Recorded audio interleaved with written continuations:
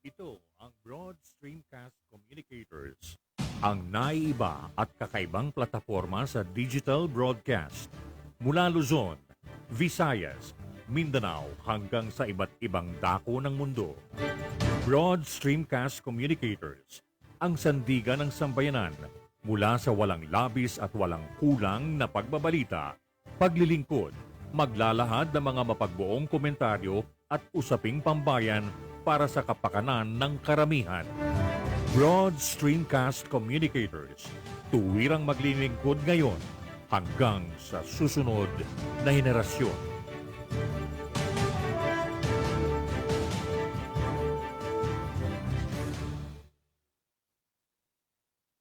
Your Honor, please.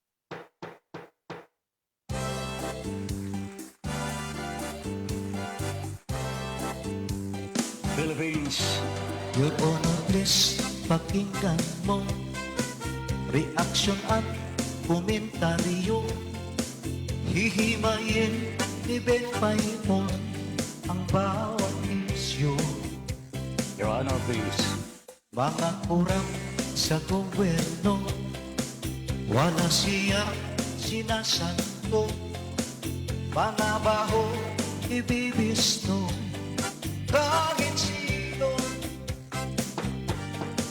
Trabaho lang, walang personalan. Ang tamaan, mabubunggulan. Komentaryo'y makatotohanan. Dito lang malalaman. Si Binpay po inyong samahan. Your Honor, please, inyong pakinggan. Mga isyu sa ating bayan, pag-uusapan. Your Honor, please. Problema ng ating bayan, talakayin, pag-usapan, upang maliwanagan ang taong bayan. Your Honor, please. Your Honor, please, pakinggan mo reaksyon at komentaryo. Hihimayin ni Ben Paimon.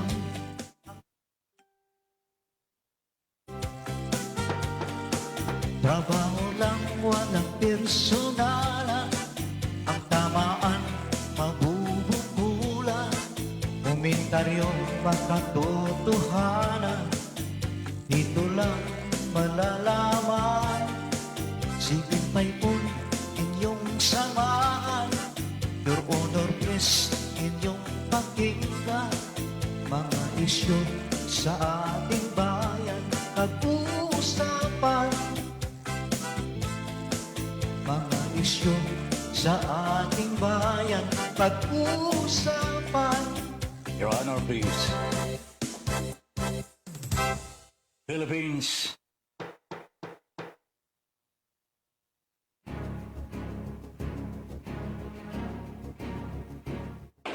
Magkaiba man ang ating pananaw, hindi tayo magkaaway kailanman. Sa dulo, makikita rin natin ang tulay na siyang daan tungo sa pagkakasundo, pagkakaisa, at kapayapaan. Your Honor, please. Ben Paipon, the bridge commentator and broadcaster on board. Your Honor, please. In defense of truth, justice, and freedom.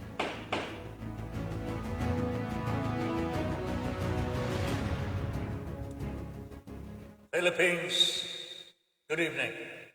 Pilipinas, magandang gabi po. Hi, Miss Universe, good evening.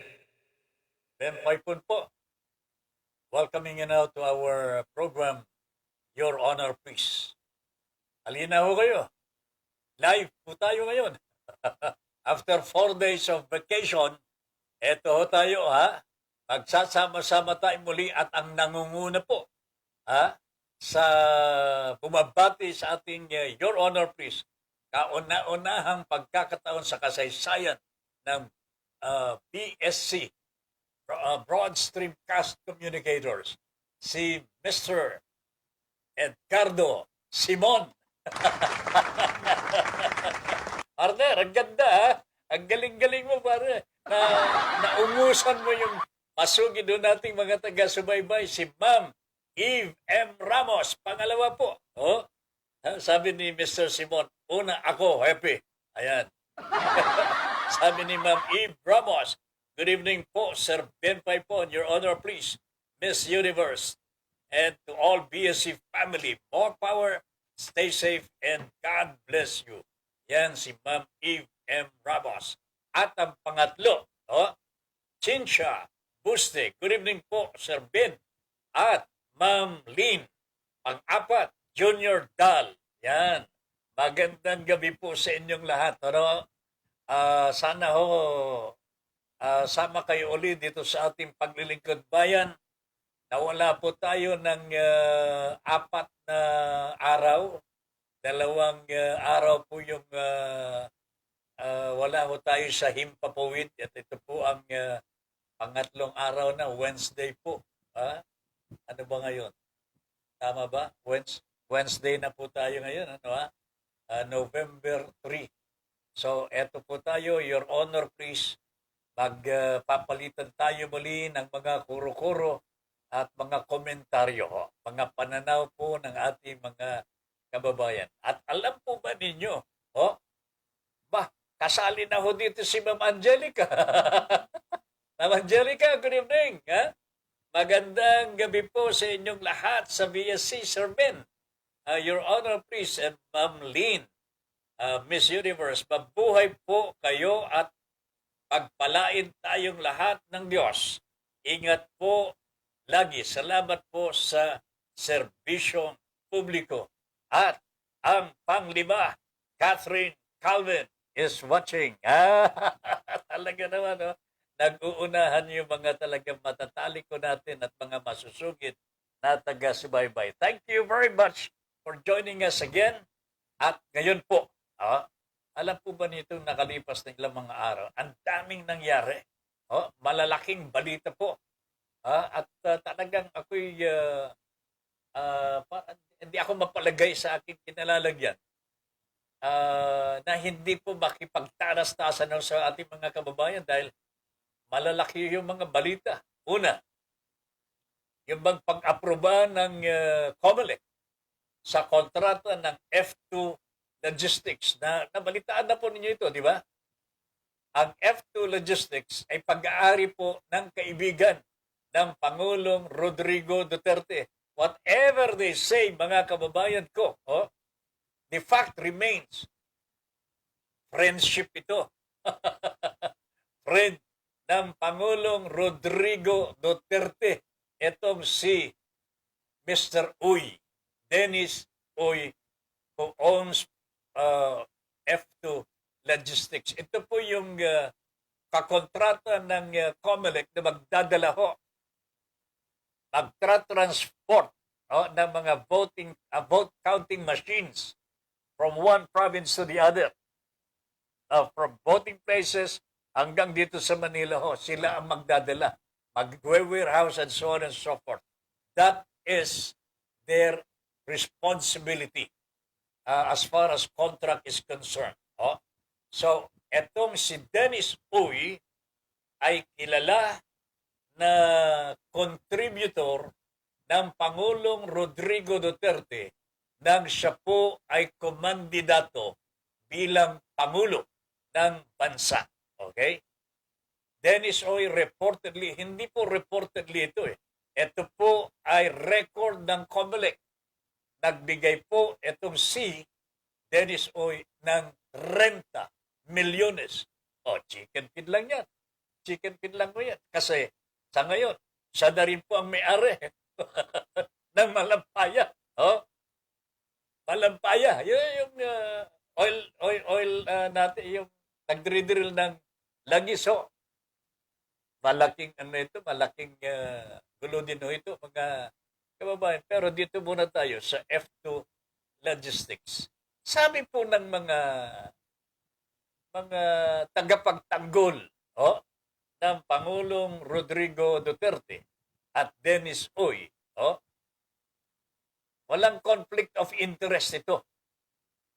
And even the COMELEC is saying walang walang no grounds to cancel the contract. Oh. There is no such thing as conflict of interest. Of course, iba yung sinasabi ng mga nasa kabila ho. Oh, katulad po ng kontradaya.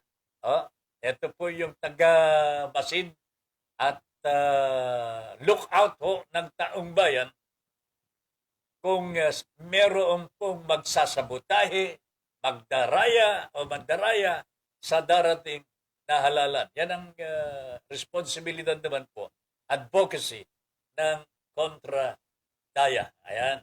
Kailangan ho dito, sabi nila, ethics, propriety. Oh, hindi na po legal ang pinag-uusapan ho dito. Kung hindi, propriety. Anong propriety ho, mga kababayan? Oh, sir, madami-daming pag-uusapan. 2 araw po namin kayong na-miss. Talaga naman, sabi ni Ma'am Eve Ramos. Pero hindi bale, Ma'am Eve, busog naman ako sa post mo sa mga pagkain na pinupost mo, ha? Thank you. Catherine Calvin, nakasurvive ako sa kalsada. Tagal ng biyahe.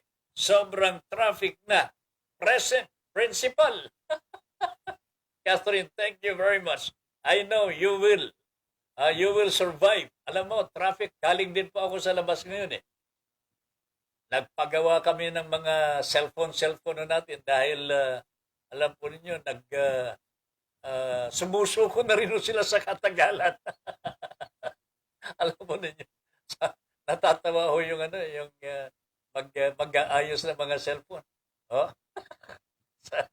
Tapos pinakita ko yung ating cellphone talaga. Oh, really? Sabi ko, hindi ko papalitan yan kahit anong gawin ninyo. Ha? Mawawala lang sa akin yan kung mawala. Pero kung hindi, hindi ko papapalitan yan. Anyway, Ma'am Eve M. Ramos, marami talaga tayong pag-uusapan ho ngayon. Ha? Benji Alejandro. Good evening, my friend. Watching na rin po siya. Eden Pedralves is also watching. Musay Marglo. Good evening po, Sir Ben Paipon. 3 hearts from Eve M. Ramos. Nakakamiss din talaga, ano ha? Hindi ako mapalagay talaga na hindi po magsalita sa mga issues na nangyayari ho. Grabe. Mamaya ho, pag-usapan mo natin talaga dito. Corrado Rotonel. Magandang gabi, Kuya Ben from Nueva Ecija. Ayan. Sunny Gatbaitan Garcia. Magandang gabi po, Sir Ben and Madam Lynn. God bless po. Ayan. Catherine Calvin. Alam ko bakit ayaw mo papalitan ang CP mo, tay. Bakit? Baka user-friendly, meaning luma na talaga. Luma rin ang gumagamit. Walang masyadong features. Papalitan na yan, tay. Kung bibigyan mo ako ng maganda-ganda, okay lang siguro sa akin. Pero kung hindi ko papalitan ito kasi maganda ang serbisyo. Pero kung si Catherine ang magbibigay, palagay ko ho, baka mapipilitan ho akong mag-isip-isip.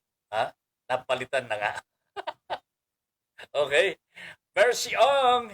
Magandang gabi po, Ma'am Mercy. Namimiss po namin kayo. Magandang gabi po. Lahat ng ating mga taga-subaybay, nakakamiss din talaga. Imagine, 4 na araw tayong wala. At least 2 araw po tayong nawala sa Himpapawid. Okay. Pagtiyagaan mo na yan, tay. Maraming memories yan. Mahalin mo yan. CP mo, tay. Sabi ni Catherine Calvin. Ayaw mo lang magbigay. Pinapalubag mo pang kalooban ko. Sabihin mo lang, papalitan ko yan, tay. Papalitan na natin. Okay. Ma'am Angelica Paz, taos puso po kasi paglilingkod nyo sa amin. Kaya po, full of life and happiness tayo.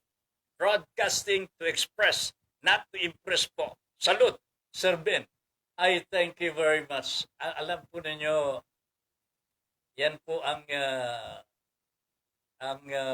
madalas po naming sinasabi pagka nagkakaroon po kami ng pagkakataon na magbigay po ng pangungusap sa mga would-be broadcasters, yung mga nagro-broadcast na po, gustong magkaroon pa ng karagdagang kaalaman sa broadcasting.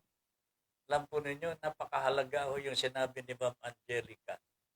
Broadcasting is not here to impress. It is here to express. Ayan. Oh. Hindi po tayo nagmamayabang. Kailangan lamang ho dito, ibigay ho natin yung ating saloobin. Oh. And really, yung saloobin po na ugot po, hango po sa karanasan at sa pinag-aralan. Ayan. Anyway, Ma'am Angelica, thank you very much for reminding me that. Nerissa Henova, si Naring. Magandang gabi, Naring. Good evening. And Lino, magandang gabi sa mga bata dyan. Magandang gabi. Mercy Ong. Good evening po, Kuya Ben. And Madam Lynn, stay safe po. God be with you always. I miss both of you po. Ayan. Ma'am Mercy, sabi ni Ma'am Lynn, Saturday lunch daw po kayo. Ayan.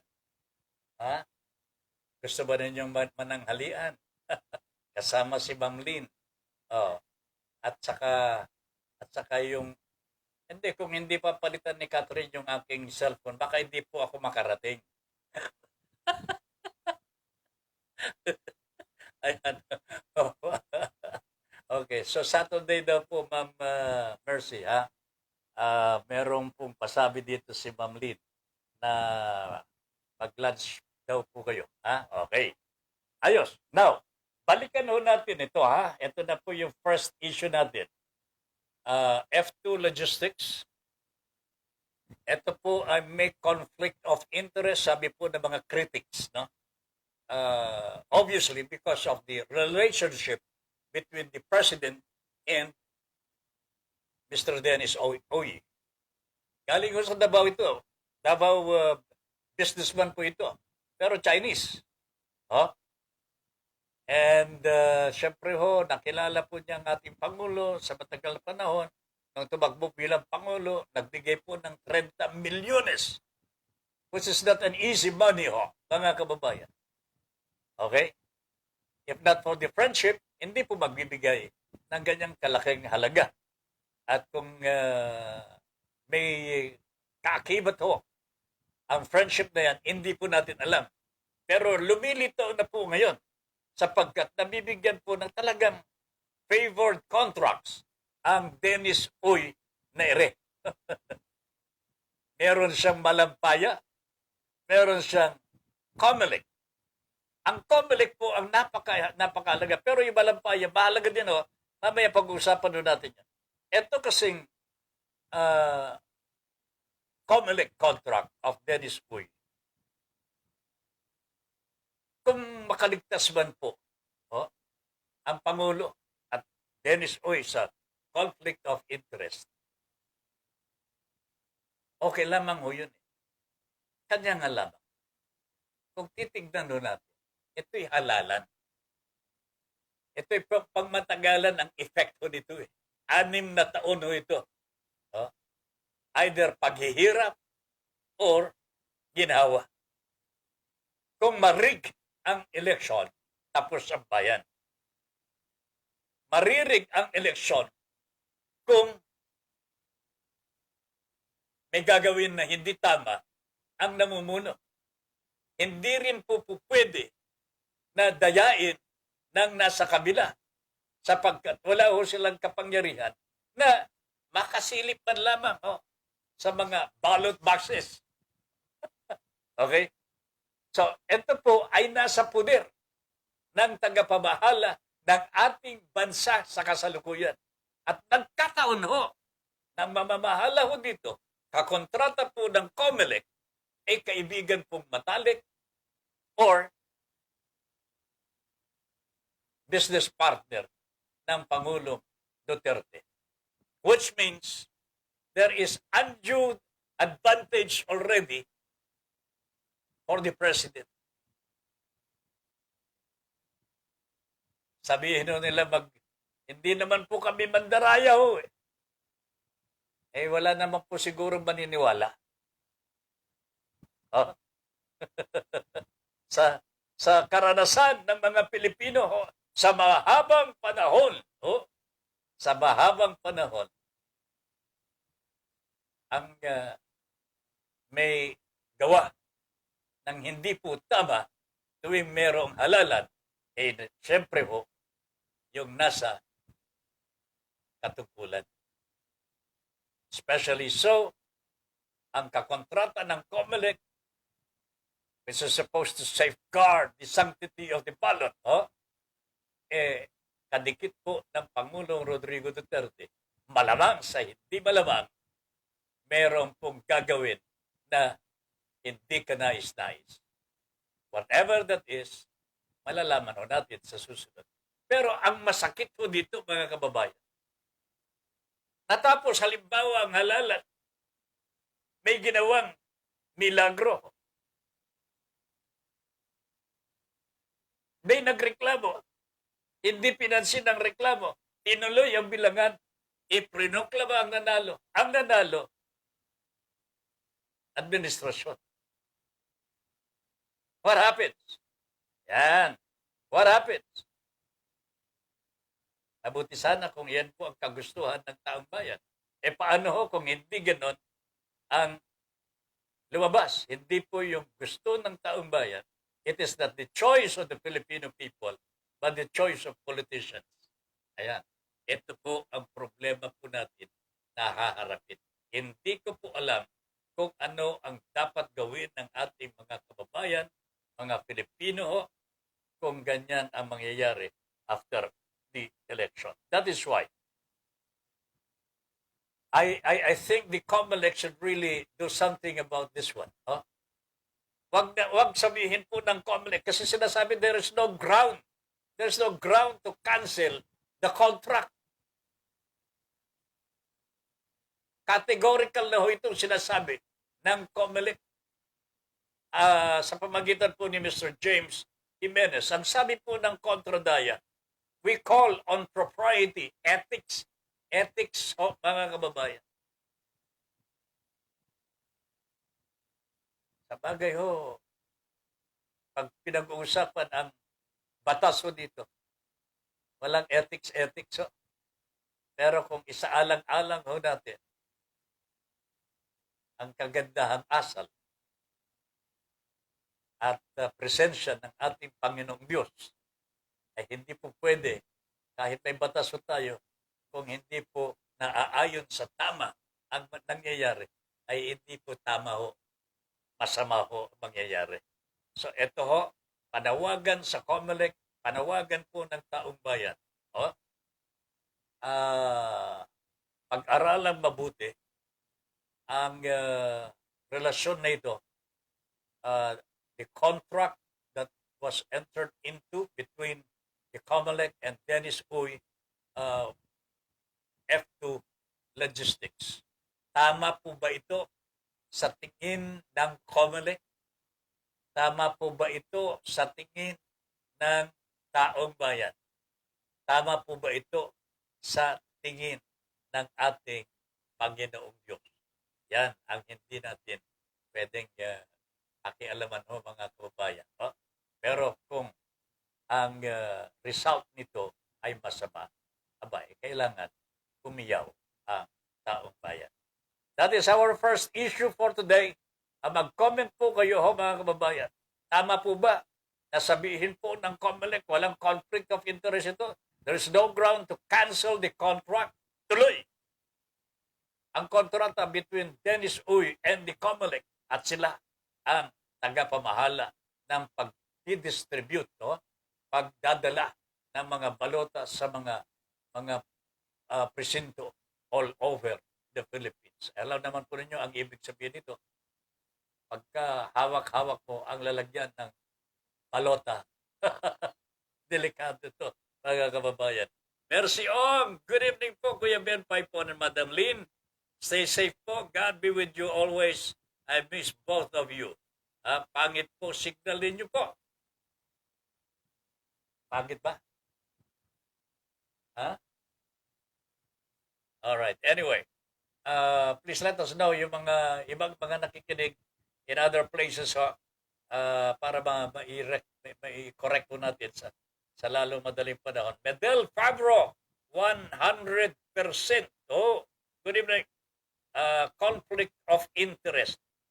Medel Fabro. Unstable ang net namin, Kuya Ben. So hindi rin po maganda ang signal sa inyong lugar. Wala tayong magagawa niyan, no?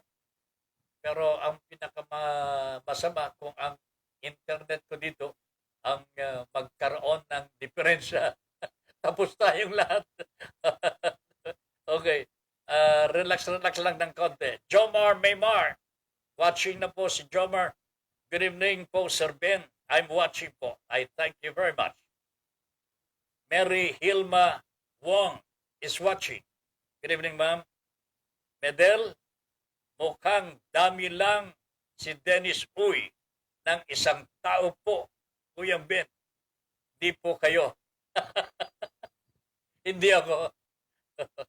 Mukhang napakarami ng bigay nito. Ha? Bigay na kontrata ho dito ho. Malampaya. Ito malampaya ho, mga kababayan. Alam po ba ninyo ang ano? Maraming nagre-reklamo dito kasi yung malampaya, hindi po sinasabi yung hindi pa po nahuhukay na minerals, no? Na lagis. Diyan po sa malampaya. Ito po ang inaabangan ni Dennis Uy. Nagluwal po sila ng malaking halagang pera. Pero ang kanilang aanihin sa katagalan na to the disadvantage of the Philippine government, itong aanihin pa. Malaking bulto ito, mga kababayan. Kanya marami ang nagsasabi the contract, yung ginawa po ng na kontrata with the Malampaya o yung pagbili po ay mukhang may, kaya nga meron pong kaso dito sa ombudsman na kasama ho dito yung Department of Energy Secretary si Mr. Cusi, and other government officials. So there is already a case before filed with the ombudsman, and let us see kung ito po ay mag-prosper. Okay? Catherine Calvin, iba ang pagpapakahulugan ng Pangulo sa salitang utang na loob. As he mentioned that when Yang supported his candidacy, to quote him, sabi niya, kung ikaw ba ang nasa lagay ko, di ba tatanaw ka rin ng utang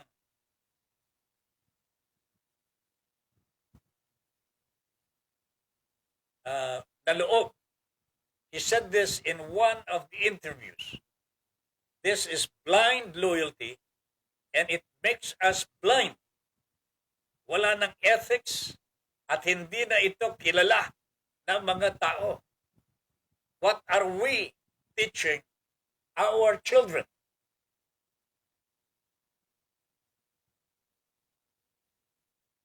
Ito masakit to. Ito sinasabi ko po, mga kababayan.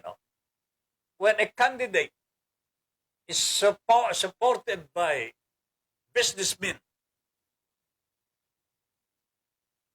ito po ang napakadelikado na mangyayari sa ating bansa. Not because wala tayong tiwala sa mga negosyante ho. In fact, they are very, Napakahalaga nila sa ikauunlad ng ating bansa. Kung magpapakatino lamang ang mga negosyanteng ito. But for as long as they are businessmen,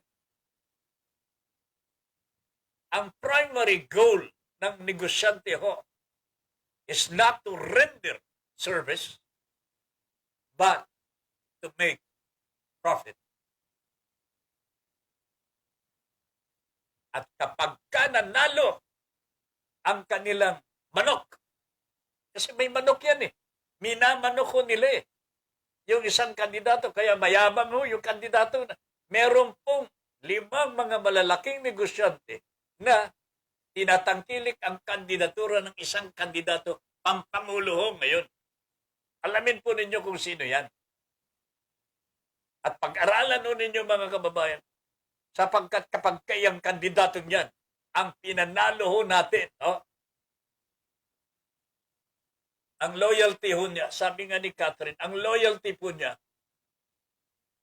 wala sa Pilipino. Nandun po sa mga negosyante. And what do businessmen want, mga kababayan? They want nothing but profit, Ay tingnan ninyo ngayon. Ang taong bayan, hirap na rin po because of the pandemic. Pero, nagsasakripisyo po tayo. Pero ang sabi po ng mga negosyante, no, we live with the virus now. Malulugi na mga negosyo namin. Yan, kita ninyo. Sila ang nagtutulak. Nabuksan na ang mga tanggapan, mga pagawaan, and so on and so forth. Bahala na ang Pilipino. Pakihalo sa virus. So this is very dangerous, mga kababayan. Mahirap po ito, katulad ng nangyayari kay Mr. Duterte ngayon. May utang na loob po siya kay Dennis Uy. May utang na loob po siya kay Michael Yang, mga kababayan. Ito yung mga Tsekwa. Pilipino po ba mga ito?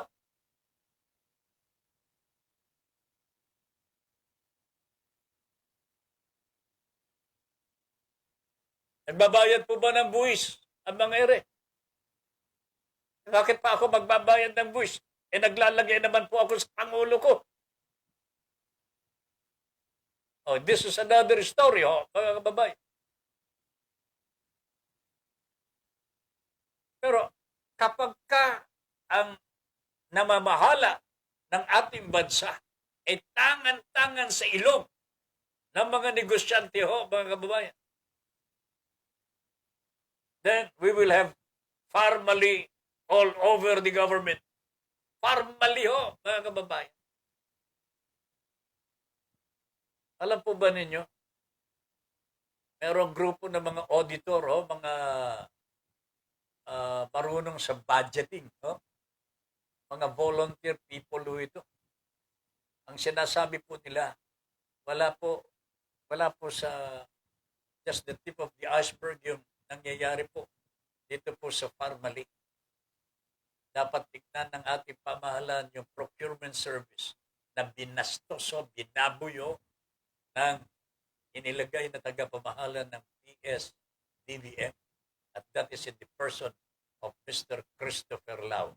Ngayon, kaninong tao ang Christopher Lau na ito? So, ito mga kababayan.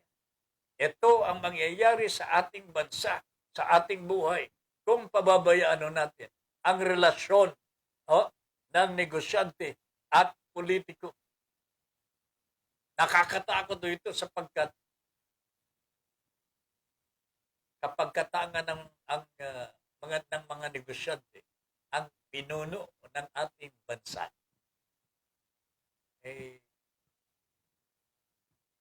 kaya alam ba ninyo, kanya hindi pumasa yung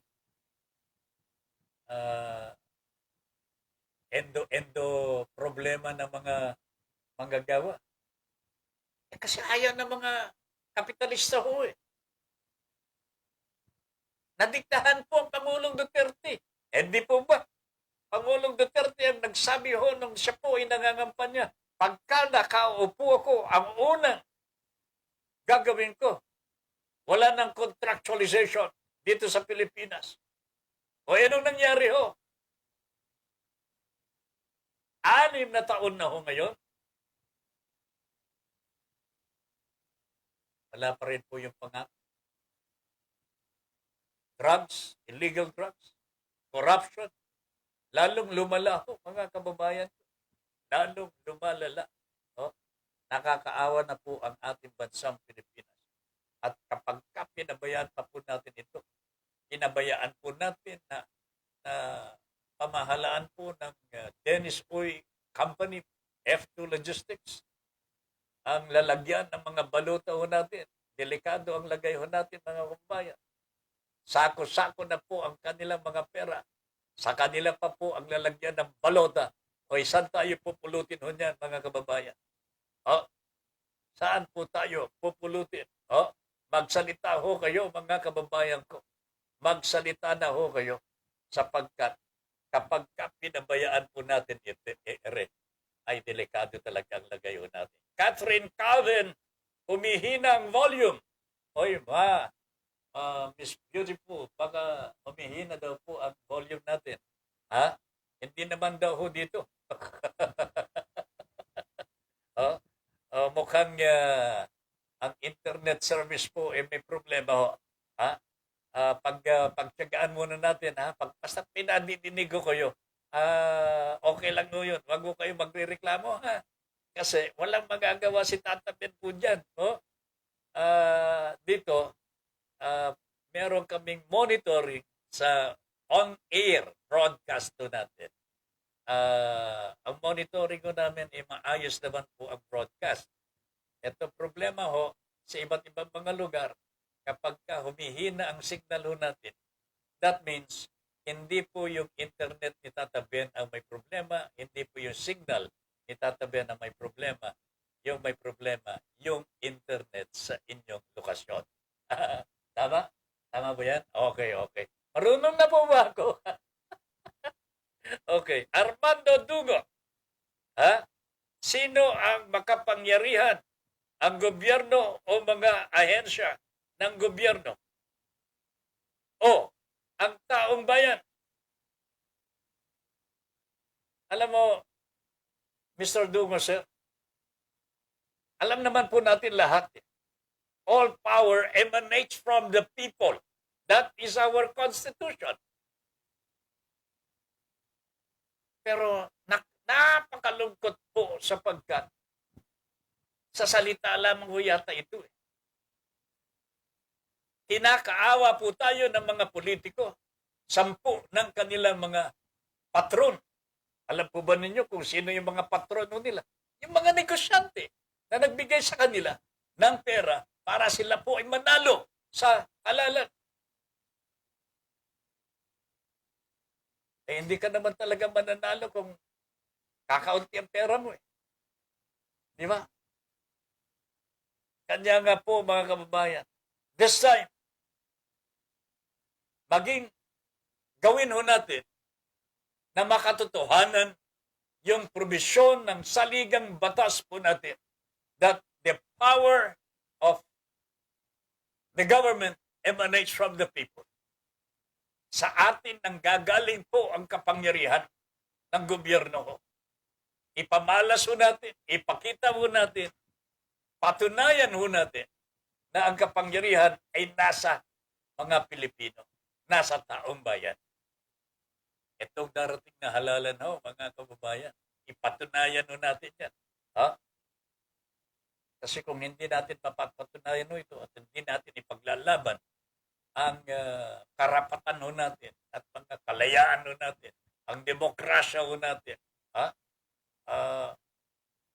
Tsako yun. Can you imagine, mananalo sila, 6 na taon na naman po tayo maghihirap. Ilang taon na ho tayo naghihirap sa kanilang mga kamay. Yung 6 na taon na nakalipas ho, parang talagang century na ho. Mabuti sana kung may century 2 na. Oh? Na kinakain, ala na ho eh. Sardinas nga ho, hindi na yata tayo makatikim. Wala na rin pong ayuda po eh. Di ba? Mary Hilma Wong. Magandang gabi po, Your Honor, Sir Ben. At sa lahat po ng mga nakikinig sa BSC family, God bless and guide us. Keep safe, sabi ni Ma'am Mary Hilma Wong. Good morning, bro, sabi ni Junior Dal, and to all of your viewers. Good evening, Junior Dal. Eve M. Ramos. Wala ng curfew sa Manila, Sir Ben. Sign din po ba yan na wala ng COVID sa bansa?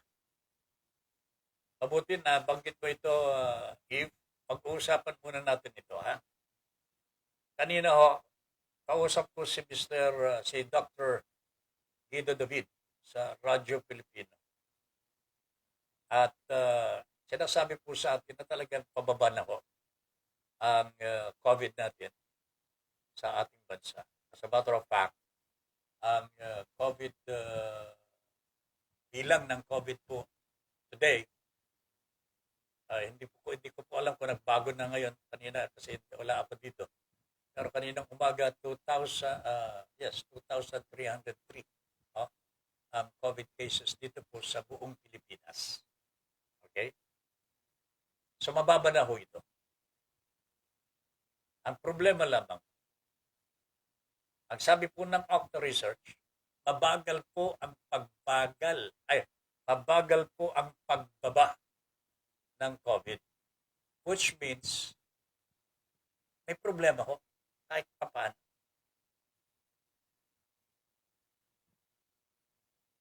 Meron pang meron pang virus talaga. Hindi po nawawala ho, mga kababayan. Hindi po nawawala yung virus. At natatakot to ang mga health experts na baka sumirit ho ito kasi wala pang report sa mga naunang mga super super events, super spreader event katulad po ng Dolomite Beach, yung pagdagsa ng taong bayan, 125,000 all of them sa Dolomite Beach one Sunday ho. Di ba? And then mga pulis pa po ang nagpunta sa Divisoria para iayos po ang social distancing sa pamilihang bayan ng Divisoria. Kapagkat kumpul-kumpul na rin po ang tao. Wala pang report tungkol dyan. And probably it will take 3 weeks. And nakadalawang linggo na ho tayo, mga kababayan. Simula po, nung nangyari po itong super spreader sa Dolomite at saka sa Divisoria. 1 week more ang iintayin natin. At kapag wag naman po sana mangyari po, alam po ninyo, papanalangin ko rin sana ho na tuloy-tuloy na itong pagbaba ng virus. Pero paano ho kung dumating na po yung mga record ng DOH at hindi na po nila maitatago na sumirit muli ang virus? Paano tayo? Nakaluwag na ho tayo, di ba? Nagluwag na ho tayo. Mga jeepneys ho natin. Grabe na ho. Siksikan na ho. Siksikan na ho sa mga jeepneys. Sa mga bus. Mabuti po sa LRT. Sabi ni Catherine kanina, sa LRT, medyo maayos-ayos po. Hindi pa masyadong siksikan po sa LRT. Pero sa mga buses, sa mga jeepneys, grabe. Hindi naman po natin masisisi po yung mga jeepneys Kahit hindi po sabihin ng DOTR na pwede na. Mapipilitan po ang tao kasi pinayagan na maglamyar daw ang mga tao. Lumabas kayo. Pasok na kayo sa mga trabaho ninyo. Wala nang curfew. Yan ang gagawin ng tao. Yeah. Sa mga jeepney drivers natin, at least, meron po silang yung pampalit, no? O pagtustos sa hindi po na ibibigay na ayuda ng ating pamahalaan sa pagsirit po ng presyo ng gasolina. Napakalaki na po ang presyo ng gasolina at diesel para sa mga jeepney drivers. Hindi ko maintindihan kung paano sila nakakasurvive. Yung ayuda na sinasabi ng ating pamahalaan sa November 15 para ho, may awa ang Diyos. May awa ang Diyos. Ibig sabihin, baka hindi pa po mangyari ho. Ay, nako talaga. Wala ng curfew ho. Bukas, simula bukas. Ang mga malls natin, bukas na ho. At maaring hanggang alas 11 na po yan. Kasi wala ng curfew. Traffic will be observed sa ating pong mga pangunahing lansangan. Everybody will be out. Of course, they will be practicing health protocols pa rin. Pero how about those who are not? Yung bang ipinalalagay na ho nila na wala ng COVID 30% pa lamang ho ang nababakunahan. Bago kayo maniniwala ho sa mga records na sinasabing 99% na ho. Lahat ng mga taga Metro Manila bakunado na raw po. Maniwala po ba kayo dyan? Wag po nating lilinlangin ang taong bayan, no? Inuna nga po ang Metro Manila kasi talagang ito yung pugad Oh? Pero hindi po ganun kalaki ang nababakunahan. Maybe herd immunity is already rich in Metro Manila, pero hindi po lahat. Marami pa po ang mga hindi bakunado na nandito po sa Metro Manila. Mga senior citizens, marami po ang sa kanila hindi pa po bakunado. Mga kabataan ho, hindi pa rin po bakunado. Nagsisimula pa lamang po So, saan natin ilalagay po ito? Hanggat hindi po nagbabakuna ang ating pamahalaan, may problema po tayo. Lalong-lalo na kung nagbubukas na po tayo. Halo-halo na po. Bakunado at hindi po bakunado, mga kababayan. Very dangerous. Mabuti sana kung marunong sumuko. Mabuti sana kung marunong sumuko ang virus. Hindi po marunong pumatay ang virus. Yan ang problema po natin dito. Okay. If Ramos, napakaraming vaccine na malapit na ma-expire. Hindi lamang yun hindi lang na-expire, nasunog pa. Pero ito, yung ma-expire talaga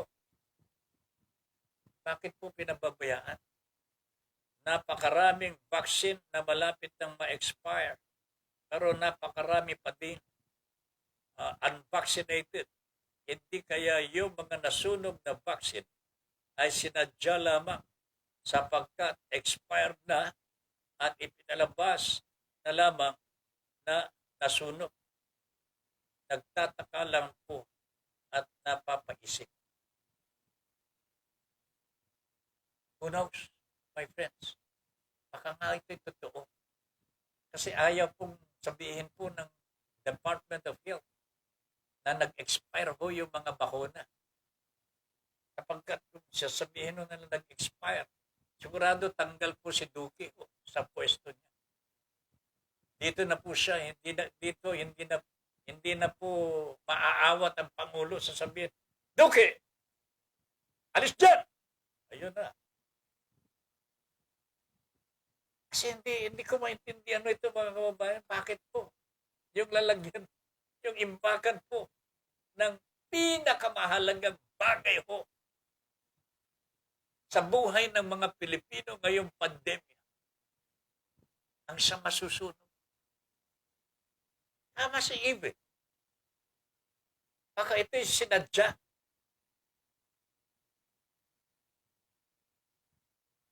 dinala ho sa Mindanao ang mga expired ng mga bakuna at gumawa ng eksena. Sinunog. Ano pa bang nasunog ko doon? Yung mga bakuna lang naman.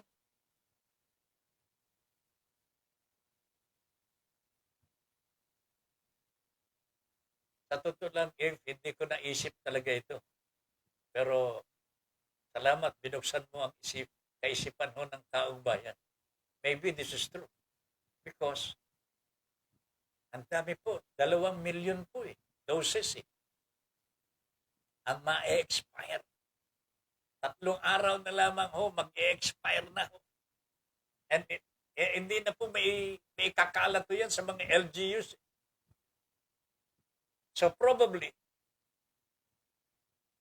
hindi naman tayo nag-iisip ng masama. Pero tama lamang po ang naiisip po ni Ma'am Eve M. Ramos. Baka nga po, ito na yung mga expired na mga bakuna.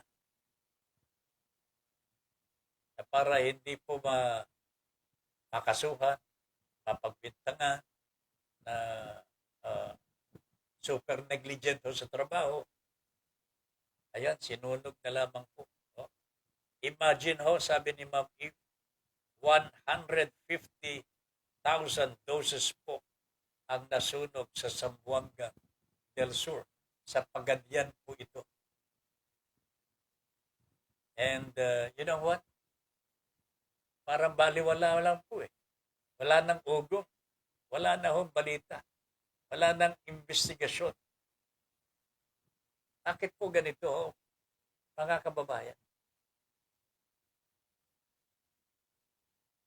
Nag-umpisa ho tayo sa drop the ball case.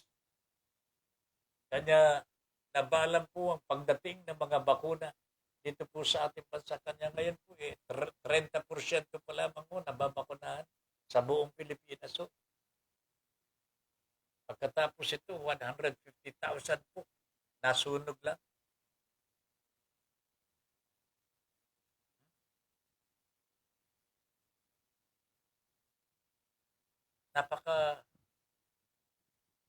I do not know, mga kabayan. I think the Secretary of the Department of Health should now really resign. May mukha pa ba ito ihaharap sa taong bayan? Whoever was taking care of the vaccines in Pagadian City, dapat ito talagang imbestigahan at ikulong. Kung hindi po, utos ng gobyerno, nasunugin yung mga bakuna. Napakalungkot ho, mga kababayan. Napakalungkot po ito. Kasi ito yung kailangan natin para mailigtas tayo sa pinsalang idudulot ng virus na ito. Delta variant. Tapos, masusunog lang o mag-e-expire. Grabe. Hindi ko talaga maintindihan ito.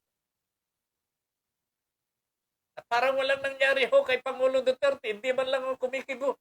Meron po ba siyang statement tungkol dito? Oh? Kay Mr. Galvez, na hirap na daw po sa paghahanap ng bakuna.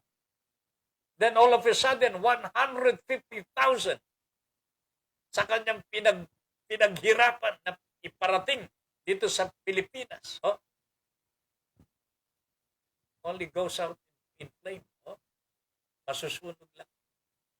Mr. Galvez, sir, meron po ba kayong nakikita na may kasalanan ho dito? Ano po bang nakikita ho ninyo? Bakit hindi po nyo sabihin sa taong bayan ano talaga ang nangyari? Oh? Naya Ravena is watching. Good evening, ma'am. Magandang gabi po. Your Honor, please, Miss Universe, have a blessed Wednesday. God bless to both of you.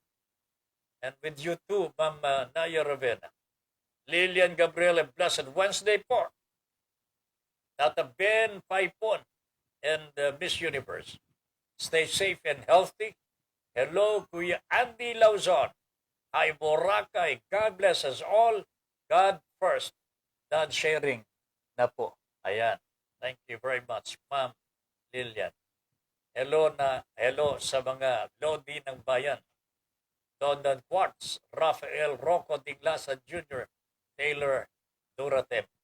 Magandang gabi sa inyo. Catherine Calvin. At the end,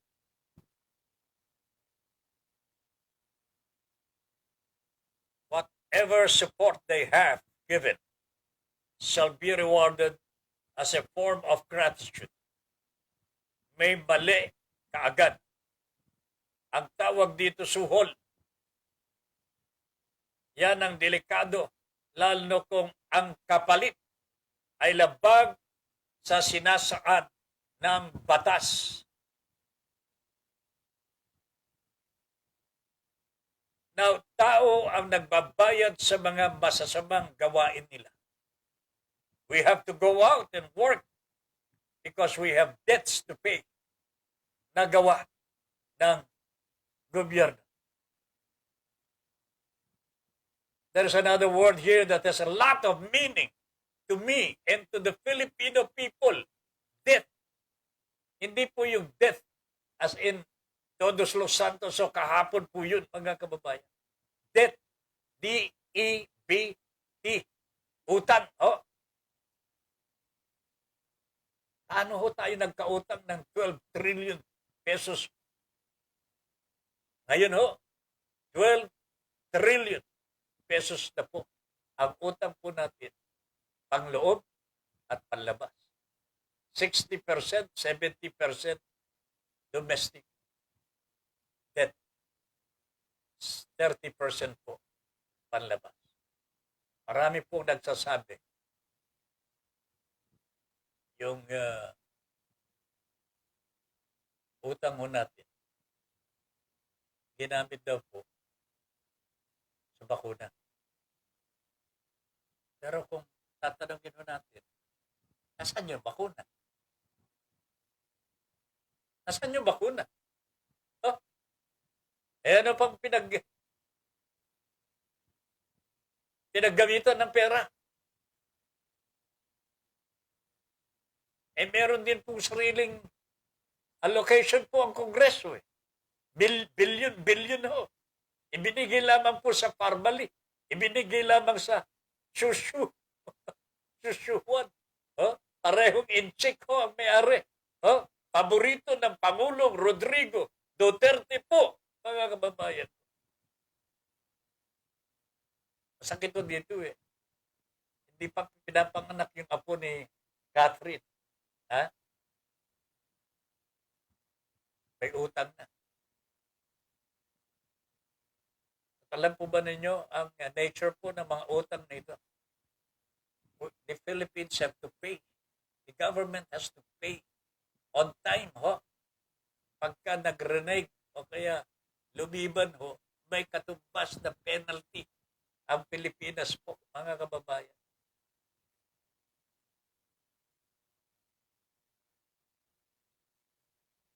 Malaki pong problema ang susunod na magiging pinuno ng ating bansa kung sakasakali man po. Pero mabuti na lamang po makasakaling makakayanan pa ito, pero kung magtatagal pa ang administrasyon na ito at papabayaan natin silang maglamyerda paglaruan ang pera ng taong bayan, o ubusin nila, ay nako ho. Mabigat pong susuungin natin sa hinaharap. Parang Willie Espiritu is watching. Good evening, pare. God's Angels, Lillian Gabriel, Susie Vera Cruz, Annalie A. Gandesa. Good evening. Sabi ni Ma'am Naya Ravenna. Good Wednesday po, Mr. President Hugh Salaw and Madam Geneva Salaw and family. Hello, BSC family, board, and members. Stay safe and healthy. God bless us all. God first. Junior Dal, si Digong, sa 10 sinabi, 11 ang mali. Kaya pag may eleksyon, alam na ang mangyayari.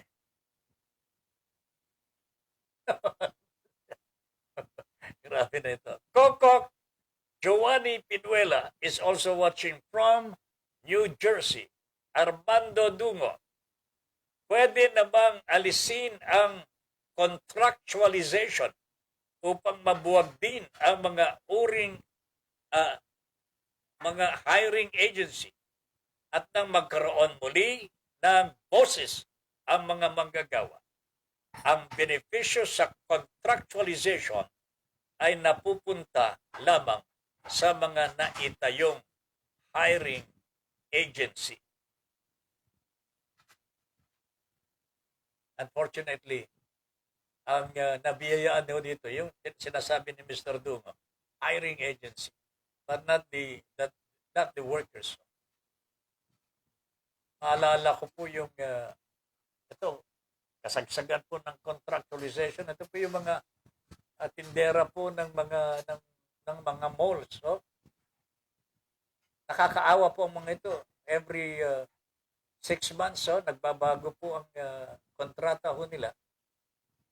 Hindi po pinaabot na makalampas sila sa 5 buwan o 6 na buwan. Kasi ayaw po ng mga employers nila na magiging regular employee na po sila. So what happens before the end of the apprenticeship, puputulin ho yung serbisyo. Magre-reapply ho yung manggagawa ho.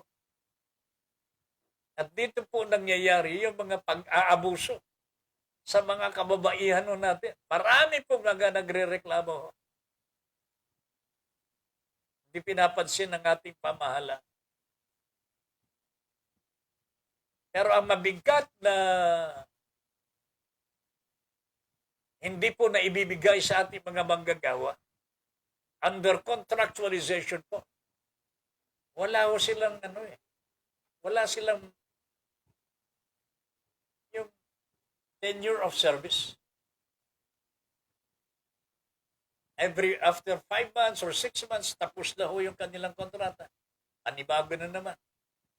Wala po silang yung separation pay, wala silang holiday pay. Arawan ho ang turing ho sa kanila. Hindi katulad po ng mga regular workers, meron day off yan, meron sick leave, meron vacation leave, and so on and so forth. At merong retirement yan. Yan ang nawawala ho sa mga contractual employees. At marami pong contractual sa gobyerno, maraming contractual din po sa pribadong sektor. Ito dapat inasikaso ng Pangulong Duterte nang umupo bilang Pangulo ng Republika sapagkat yan naman ang kanyang pangako. Pero hindi po nangyari sapagkat overruled po siya ng kanyang mga patron. Sino ito mga ito? Yung mga nagbigay sa kanya ng panggastos para manalo sa pampanguluhan. Utang na loob. Ayan, realities in life, mga kababayan. Ito ang mangyayari po kapag tangan ng mga negosyante ang mga politiko. Alamin ho ninyo, sino-sino itong mga politiko na ito na tangan-tangan ho ang mga kandidato pampangulo ho. Magandang gabi po, sabi ni Ma'am Felisa Malibiran. Sir Ben Paipon, nasabik po ang mga tao sa paglabas kaya hindi na napigilan ang pagdagsa ng mga tao na hindi na inisip ang posible pang pagtaas uli ng virus. That is the truth here, Ma'am Felisa. Nakakaawa po kung sumirit, kung bumalik ko tayo sa dati na loaded po ang ating mga hospital na wala nang ma-accommodate sa mga hospital na marami pong namamatay sa daan na lamang po. Nakakaawa po ito. Basta tandaan ninyo, ang sinasabi po ng mga health experts po natin, the virus is still with us. Medyo humupa po. Naagawan po ng eksena ho ng mga politiko kasi ewan ko ba kung bakit to natakot yata ang virus ho, sa mga politiko. Sana naman, ano? Huh? Pero kung paano kung ang virus sa mga politiko mas matindi kaysa yung virus Delta variant. Oh. Yan ang problema ho natin, mga kababayan. Kanya, mag-ingat-ingat ho tayo against politicians and against the virus per se. May virus na dala-dala mga politiko na lumalapit ho sa inyo, mga kababayan. At mabilis makahawa din ho yan. Pakaingatan ho natin ang ating mga sarili sa virus, Delta variant, at virus po ng mga politiko. Okay? Alright. Mary Hilma Wong. Opo, pwede na din po ang mga bata sa jeep. At wala na din po ang mga harang na plastic. Tama po yan. Kanya-kanyang pag-iingat na rin po talaga. Sana po, pakaingatan po natin ang ating sarili at pakaingatan po natin ang ating kapitbahay din o kapwa-tao. Kung hindi pa po tayo nakapagpabakuna, unahin po natin yan. Bago tayo gumagala-gala. Okay? Sana mas marami na pong Pilipino ang mababakunahan. Para sa ganon, maliligtas po tayo talaga. Maliligtas po tayo sa virus nito. Pero hanggat marami pang hindi nababakunahan, delikado po ang lagay po natin pare-pareho. Hindi lamang po yung mga hindi nabakunahan, ang delikado ang lagay. Kahit tayo na nabakunado na, pwede po tayong magkasakit dito. Tangan nga lamang, medyo hindi tayo aabutin ng critical or serious condition. Kasi meron na tayong bakuna po eh. Meron na tayong antibodies. Pero ang kawawa ho dito, kapag hindi ka bakunado at tinamaan ka ng virus, pinagsamang virus ng Delta variant at virus ng mga politiko, yari tayo dyan. Okay? Catherine Calvin, another spreader, yung opening ng Quezon City Circle. Wow! Quezon City Circle Park. Daming pumunta that kailangang i-manage ng LGU. For your information, nag-open ang Germany and Singapore ng economy nila. Biglang tumaas ulit. And these are big countries.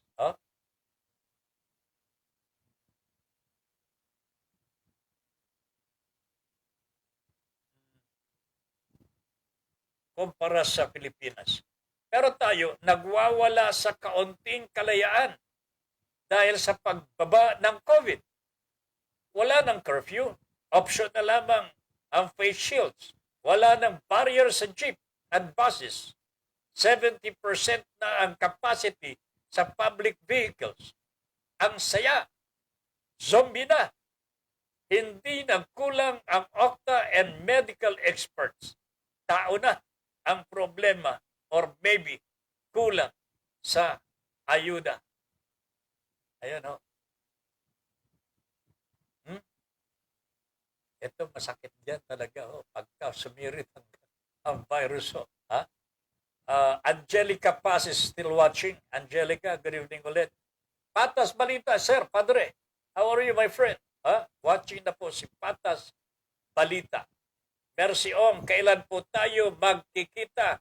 Ma'am Lynn, sabi ni Ma'am Mercy, sabi po ni Ma'am Lynn, sa Sabado daw po magtawagan ako kayo before that dahil magtatanghalian daw po kayo. Kasama daw po si Tata Ben. Ha? Pero ililibre din niyo ako. Sino bang maglilibre? Si Ma'am Mercy? Ha? Ma'am Mercy, wag kang mag-alala. Ililibre daw tayo ni Ma'am Lynn. Ha? Okay. Kailan po tayo magkikita, Ma'am Lynn? Sabi ni Ma'am Mercy. Alam mo na yan, ha? Lilian Gabriel, my goodness, Tata Ben. Ang gasolina dito sa Commonwealth, Quezon City, 63 per liter. Now, paano tayo makakasurvive po niyan? 63 pesos per liter. Sa highway, papunta sa Alabang, 72 per liter. Wow!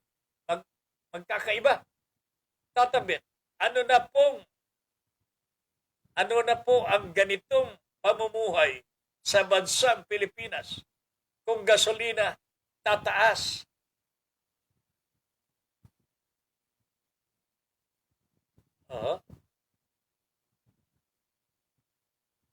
Kagutuman ang naghihintay at kapag tinamaan ka pa ng COVID dahil walang vaccine ang mga taong nasa labas, ano na po ang hinihintay? Di ba kamatayan? Oh my goodness. Only in the Philippines. Yan na po. Yan, that's the reality ho, mga kababayan. Sabi nga po ng mga negosyante, live with the virus. Parang walang puso talaga. No? Catherine Calvin.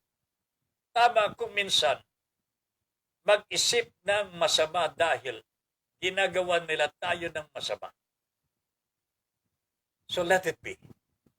Because the more we think that way, the more we become vigilant. Ito sinasabi ni Ma'am Lenny talaga. Kailangan magalit din ho kayo.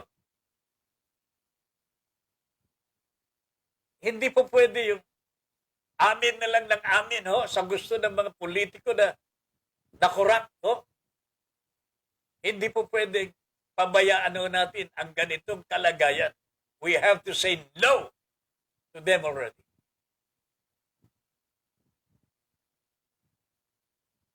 Sakaling totoong nasunog, bakit nagtagal?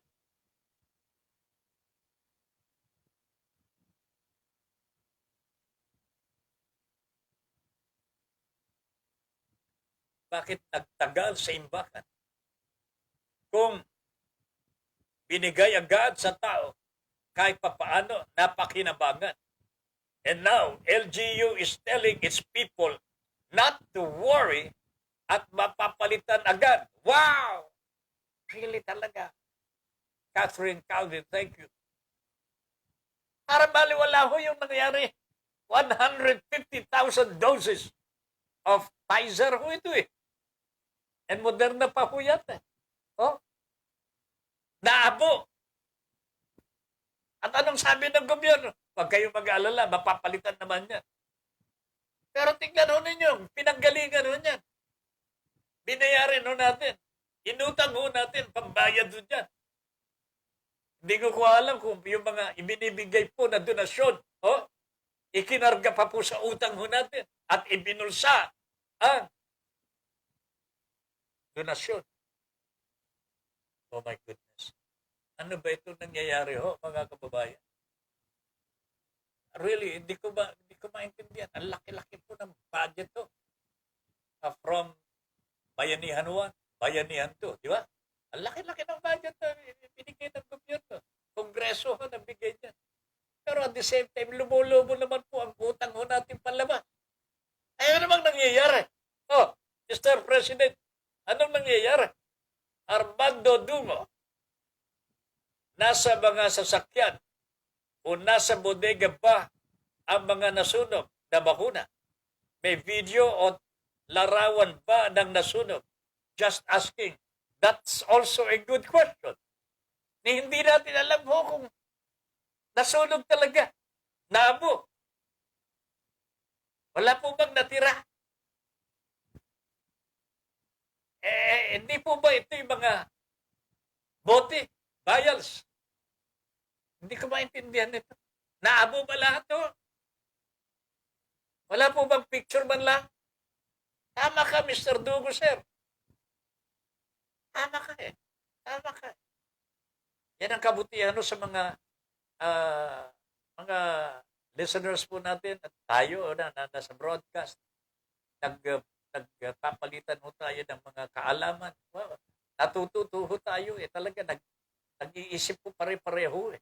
O sabi nga ako ni Mr. Dugo, may video ba o larawan ba na masunog? We didn't even ask. And the government did not even explain. Only to tell us, ay mapapalitan naman yan, huwag kayo mag-aalala.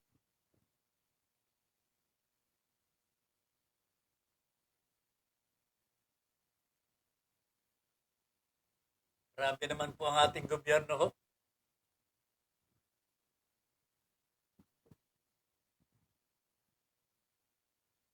Sa totoo lamang ho, hindi natin alam kung talagang naabo.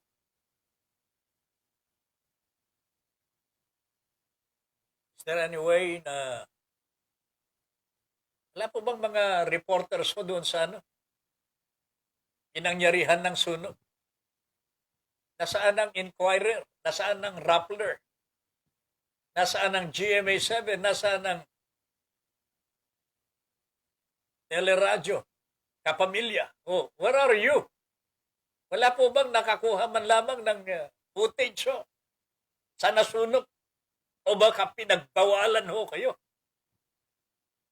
Hindi kayo po pwedeng pagbawalan ho. That's public document. I wonder really, Mr. Dungo, thank you very much for bringing this out in the open. Wala ho eh. Hindi nga natin malaman anong nangyari talaga. Ano bang nasunog? Anong klase ho yung nasunog? Ano bang bodega ho ang pinaglagyan sa mga bakuna na ito? Anong klase ho? Kung ito po ay nasa freezer, ano masusunog yan? Freezer eh. Kailangan ho nasa malamig. Malamig na lugar. Even Ramos is watching. Grabe na ho ito mga kababayan. Victor Dalit is watching. Good evening. Chincha Buste. Gandang gabi po. Annalie Gandesa. Magandang gabi po. Junior Dal. Catherine Calvin. Delta virus versus ganid virus ng politiko. Mas nakakatuyot. Tatay, may virus na nga na huhut-hutan pa. Talaga naman ito. Eve replied to Catherine, tama kung minsan mag-isip ng masama dahil ginagawa nila tayo ng masama. So let it be. Sabi ni Eve, kaya nga po, Madam Catherine Calvin, isa pa na lamang sasabihin ng ibang bansa. Lalo na yung mga nag-sponsor o nag-donate ng vaccine. The government owes an explanation and they are accountable on that sensitive issue. That's very correct, Ma'am Eve M. Ramos. Wala eh. Hindi natin alam kung binayaran mo ito. At least responsibilidad lang po ng gobyerno natin. Paano kung donation ito? Hindi natin pinangalagaan. Well, sasabihin nila, fire. Talagang natural occurrence yan. Pero hindi ho eh. Di po ba yung mga bakuna nilalagay ho sa freezer ho yan? Kung nasa freezer ho ito, may bodega, paano masusunog yung freezer?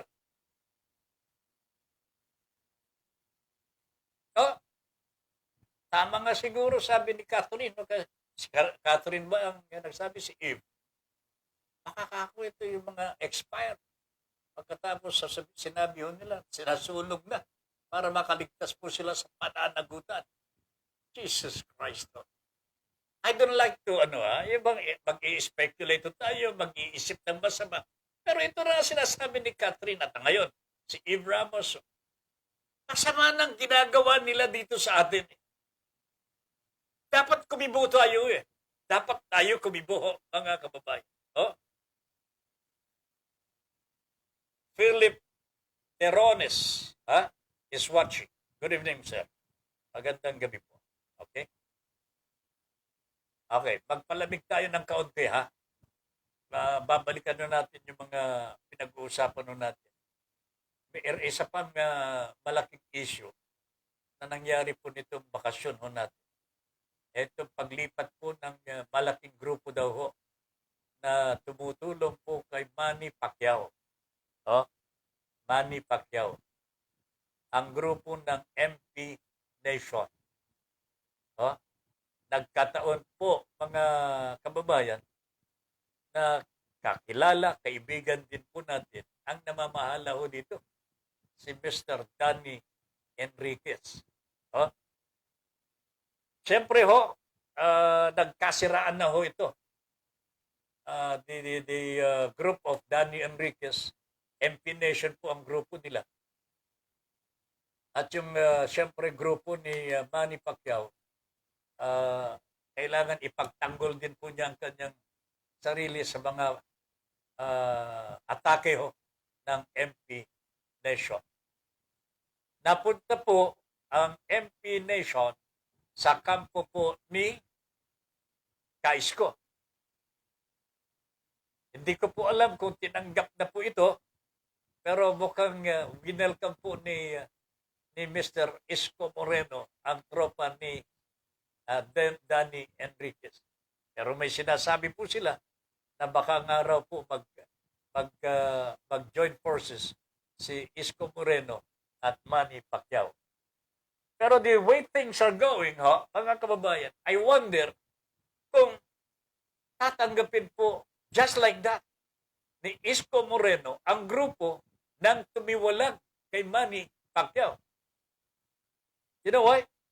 Sa nakikita ko, with due respect to my friend, Danny Enriquez, kung ako si Isko Moreno, maghihinala ho ako dito eh. Kasi matagal na magkaibigan si Manny Pacquiao at itong si Danny Enriquez ho. Matagal na ho yan. Nagboboxing pa si Manny Pacquiao. Sumasama na po abroad. Oh, itong si Danny Enriquez. Ngayon, biglang tumiwala. At bakit tumiwala? Dahil lamang po sa tampuhan. Dahil lamang po sa hindi nagkakaintindihan ang mga sumusuporta. Oh. Ngayon, kung ako si Isko Moreno, tumiwalag yung papunta ho sa akin. Hindi kaya gagawa ng ganun din kung hindi niya magustuhan o kaya hindi kami magkagusto. Ha? Pareho. Ito ho ang mas nakikita kong may problema ho dito.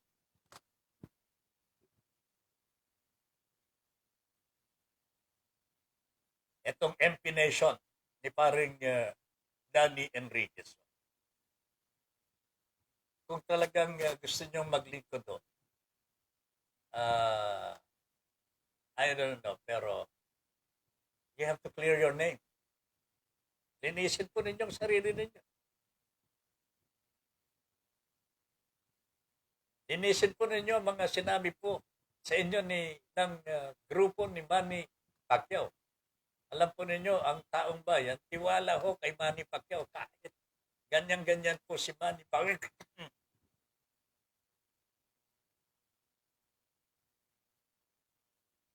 Kahit medyo di marunong mag-English, fluently, si Manny Pacquiao.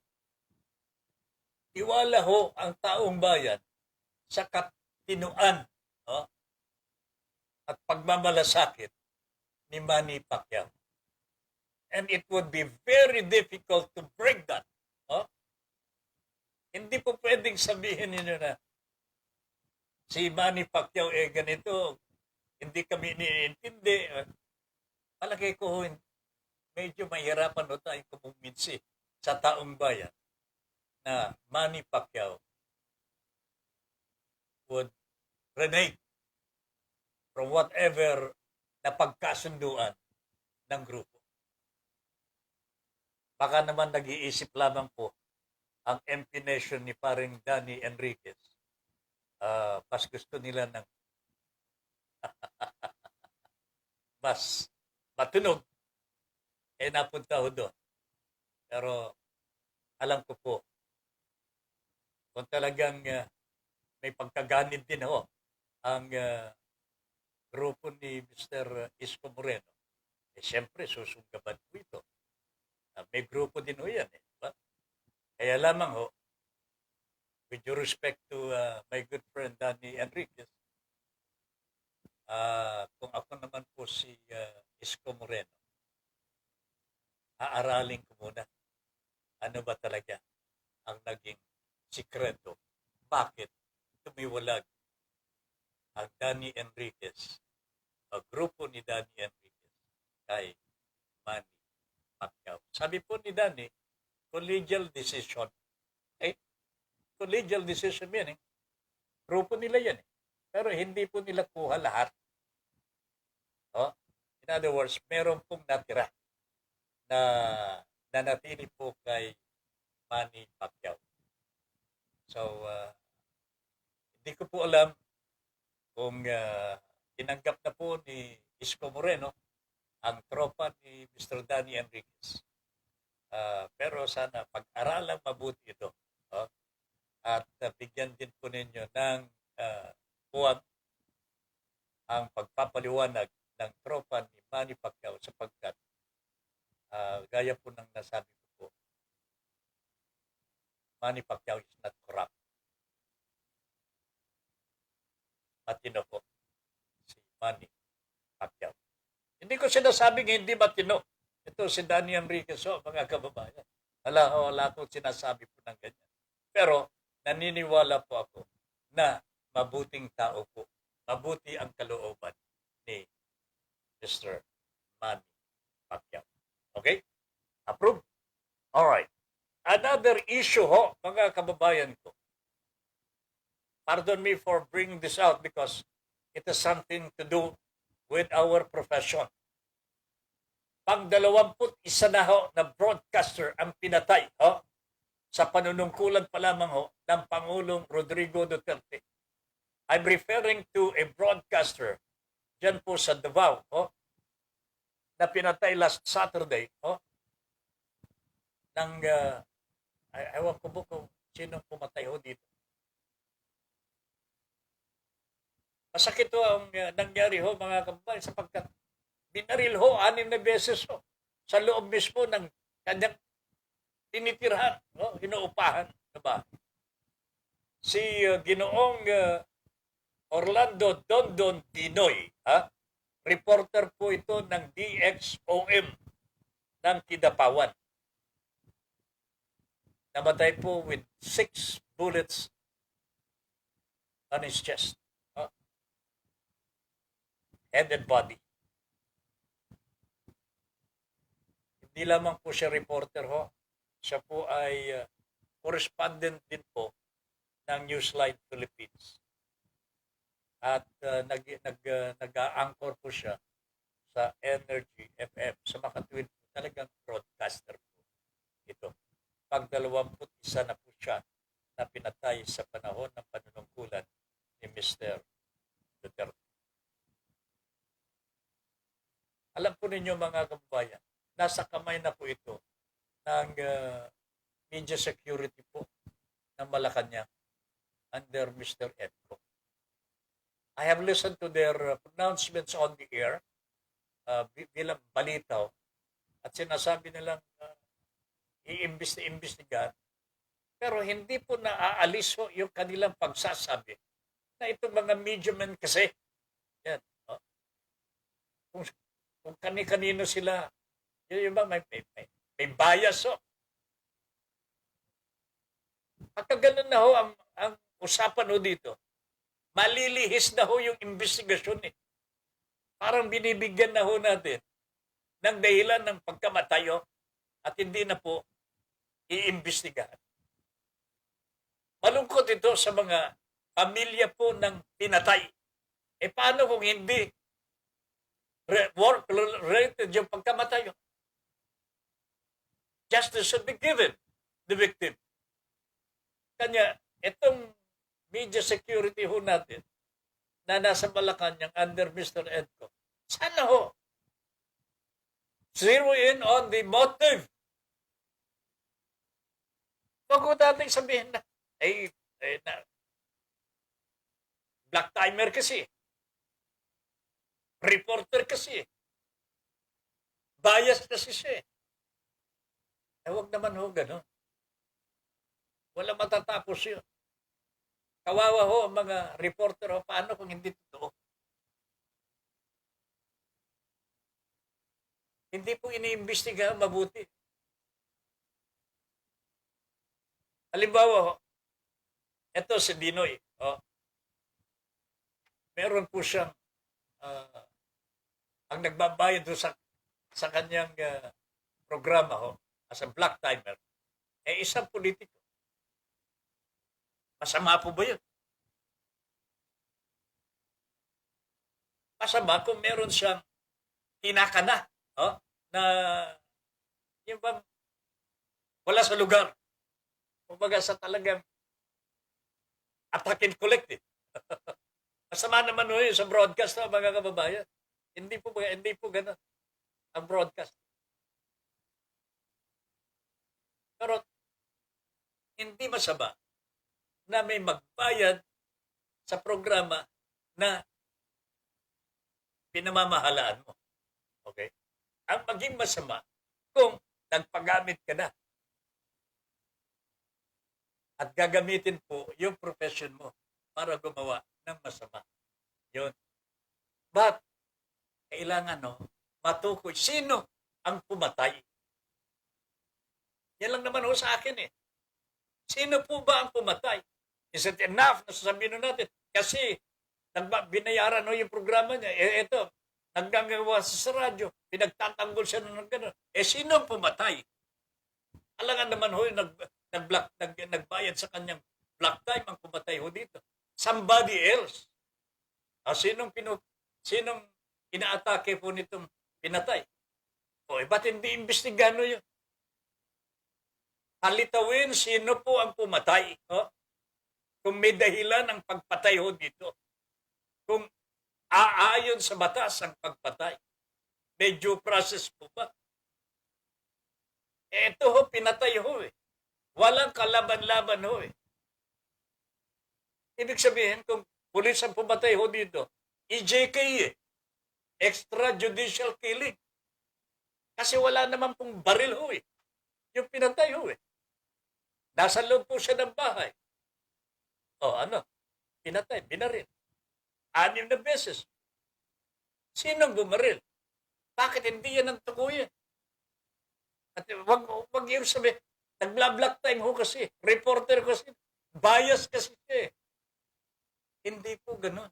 Sa akin At marami na sa mga broadcasters, members of the media, who have fallen under this administration. Pinatay at wala na hustisya para sa kanila. Sasabihin lamang nagbayaran yan Sino bang hindi nagpapabayad sa kanilang trabaho? For every work, there is compensation. Mahirap lamang yung trabaho mo kung nakakasama sa iba o kaya may nasasaktan ka o may naagrabyado ka. Yan ang dapat alam po ng announcer yan. Dapat alam po ng announcer, alam po niya kung paano mag-iingat. Pero sa larangan po ng investigasyon, lalong-lalo na ngayon, nasa kamay daw po ng media security ng Malacanang, ang kasong ito, bakit hindi po matukoy sino talaga ang pumatay dito? Bakit wala napapatunayan na pumatay ho sa mga pinatay ng mga broadcaster sa naunang mga panahon. Marami na ho, 21. Hindi lamang po 21. Marami na ho ang mga pinapatay.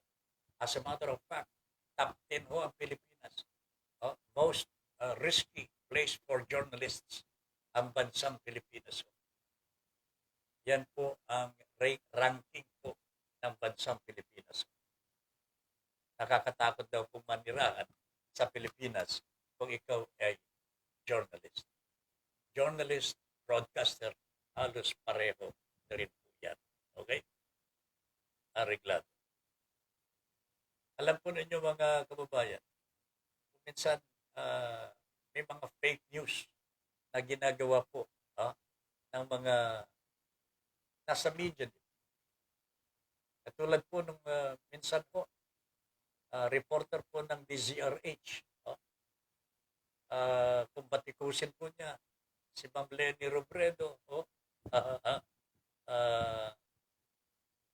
keso yung mga supporters na po humihingi po ng bayad o kaya humihingi po ng kontribusyon para ibayad po doon sa nag-attend ng rally motorcade ni Ma'am Lenny sa summer. Reporter po ng RH ito, fake news ito. Nagreklamo po yung mga supporters ni Ma'am Lenny, wala pong humihingi ng kontribusyon, wala pong humihingi ng pera dito sa amin.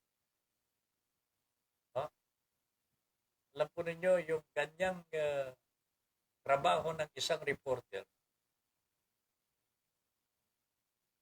invites violence. Nakakatawag po ng pansin yan. Kanya nga kung minsan yan, mga dahilan kung bakit sila po ay tinitira po ng kabilang panig. Mabuti na lamang ang DCRH mismo, yung kanilang dating tauhan po ni Isko Moreno, Mr. Cesar Chavez, who now acts as the station manager of DCRH, ay humingi po ng paumanhin. And for this, we salute Mr. Cesar Chavez for coming up in the open and talk about this incident. Pinasuspindi po niya ang kanyang reporter. Pero para sa akin, Mr. Chavez, hindi lamang po dapat suspension ito. Malaking bagay po ang ginawa ng reporter mo na nag-report ng walang katuturan. Meaning to say, nagpagamit ang reporter mo for a reporter, mga kababayan, na ganyan po ang report. Immediately, the axe falls upon him at hindi na po makakapag-broadcast dapat ito. Ayan. Yan ang parusa talaga. From this station na kanyang pinanggagalingan.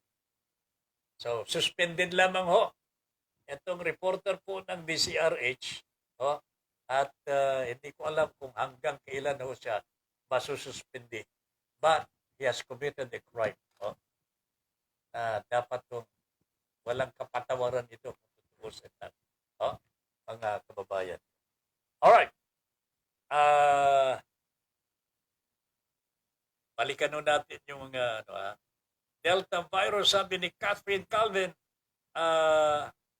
versus ganid virus ng politiko. Mas nakakatuyot. Tatay, may virus na nga na puhut-hutan pa. Talaga. Tama kung minsan, mag-isip ng masama dahil ginagawa nila ito. Sabi ni Eve Ramos, kaya nga po, Ma'am Catherine Calvin, isa pa ano na lamang sasabihin ng ibang bansa, lalo na yung mga nag-sponsor o nag-donate ng vaccine. The government owes an explanation and they are accountable on that sensitive issue. Ayan. Yan po ang sabi po ni Ma'am Eve M. Ramos. Kuya Ben, good night na po. Lobat Sipiko. Ayan, sabi ni Ma'am Mercy. Okay lang yun. Kasi 12 minutes na lamang po mag-aalas 10 na po. Angelica Paz, siguro po, mas konti ang gulo sa politika kung two-party political system na o na lang gawin versus sa multi-party system. At least focused sa dalawang major candidates lang at mawawala ang mga nuisance candidates. Tama po yun, Angelica, and I think this is the political reforms that Leni Robredo would like to take up in her presidency kung sakasakaling manalo daw po siya. There will be some reforms on the political scene. At dapat lamang ho, mga kababayan ko, lalong-lalo nitong labis na paggagastos po sa politika. Masyadong malaki po ang ginagastos po ng mga politiko. That is why they resort to funds coming from big businessmen. At pagka nagpinan sa mga negosyante ho, there is something na in return. Kanya yung sinasabi ng Pangulong Duterte, utang na loob, nakatatak ko yun eh. Nakatatak. Hindi matatakasan ng mga politiko. The question is, will they deny the donation from these big businesses? Hindi po nila madi-deny eh. Hindi po nila matatanggihan ho yan, mga kababayan. Mahirap pong tanggihan ho yan. Maliban lang, kung ang puso mo italaga nasa taong bayan. At alam mo, susuportahan ka ng taong bayan. Yan po ang hanapin po natin dito sa mga tumatakbong mga politiko po ngayon. Napakahirap po na ang mananalo ho ay tangan ng mga negosyante. Maniwala po kayo sa hindi ho, mga kababayan. We will never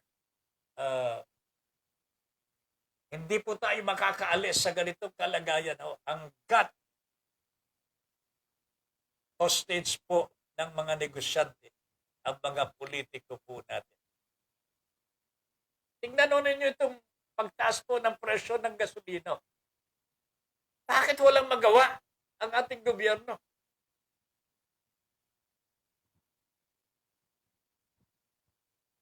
Kasi meron silang ginawang batas oil deregulation law. Hindi po pwedeng pakialaman ng gobyerno ang presyo ng gas.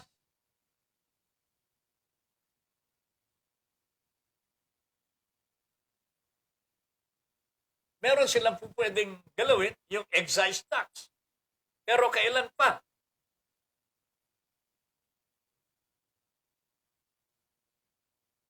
Kung patay ng damo.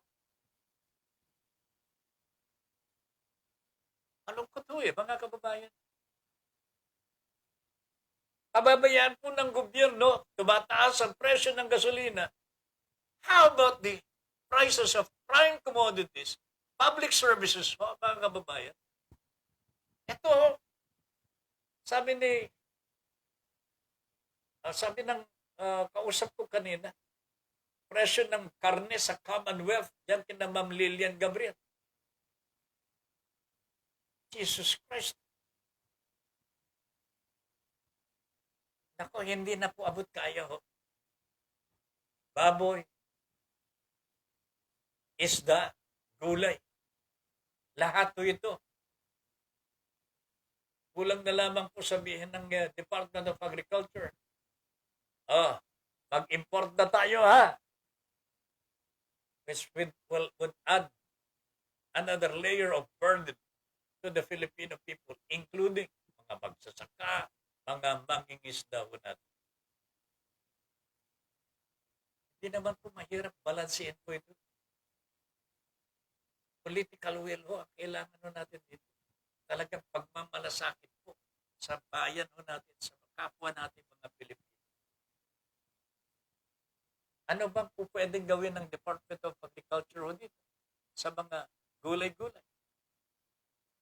May may pondo ho ang Department of Agriculture po.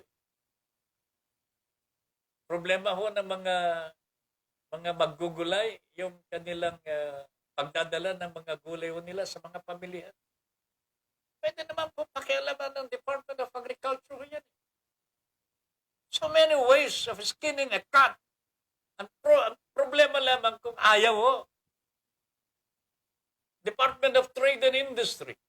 Wala po bang magagawa ho dito? Sa presyo ng mga prime commodities na nagtataasan na rin ho. Imposible. Kasi kung wala na ho silang magagawa, mag-resign na ho sila.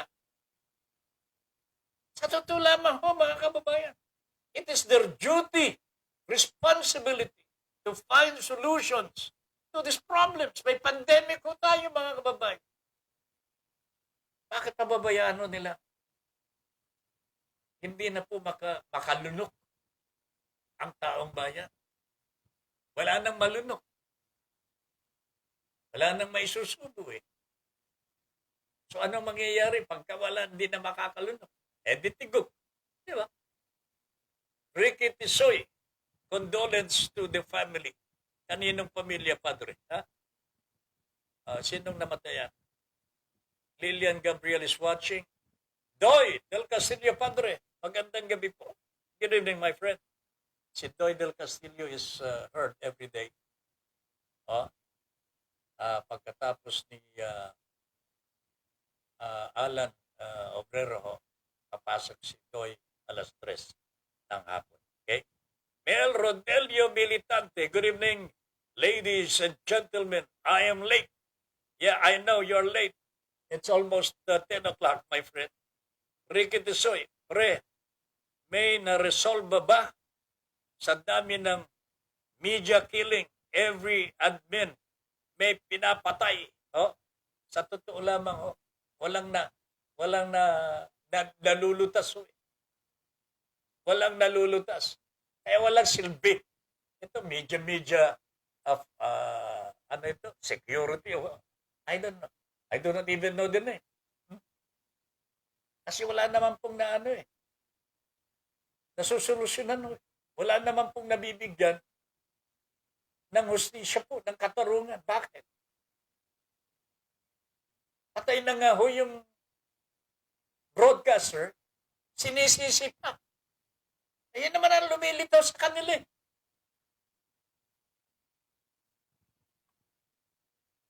Kung bayaran ho siya ng isang politiko, may tinitira. Sino yun? Bakit hindi yun ang imbestigahan? May motive eh. Bakit hindi po imbestigahan?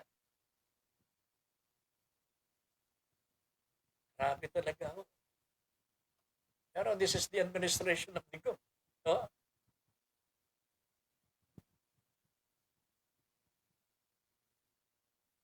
Alright, finally ho, mga kababayan ko.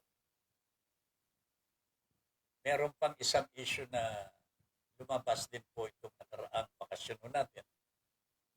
At ito naman po galing po sa abroad, galing sa labas ng bansa natin. Nagpupulong po ang mga world leaders. First yung G20, pagkatapos napunta po sila sa Glasgow, ito po isa Scotland to talk about climate change. At napagkasunduan po ng mga world leaders na bawasan na po ang paggamit ng coal at ganoon din po by 2030, 8 years from now, ay matapos na po ang deforestation problem sa mga bansa. Ang pagputol-putol po kasi ng mga kahoy, malaking pinsala po ito sa ating kalikasan.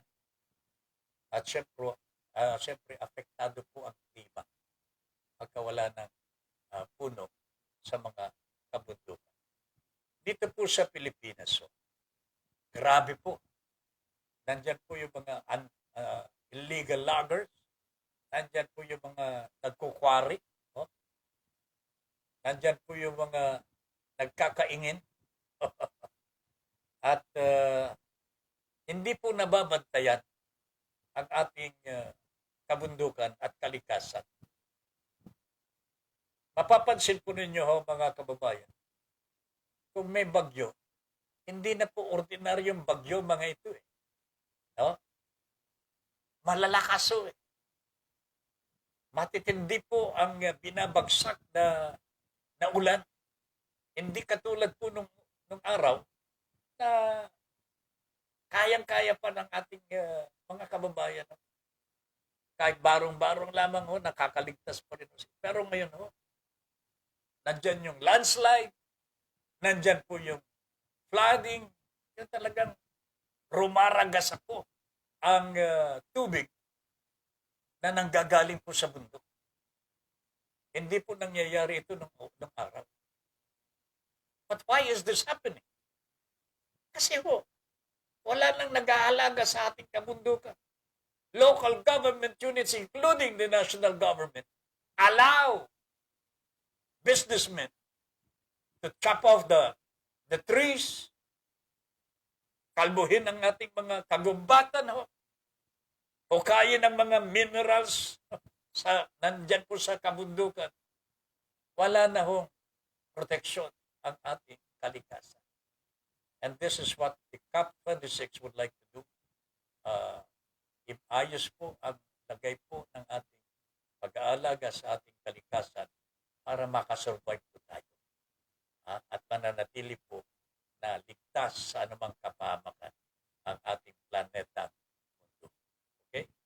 Yan po sana pag tulong-tulungan natin at tumulong po tayo sa ating gobyerno na alagaan ng ating kalikasan. No? Kung hindi po pagsabihan natin ng ating gobyerno, meron tayong boses po dyan eh.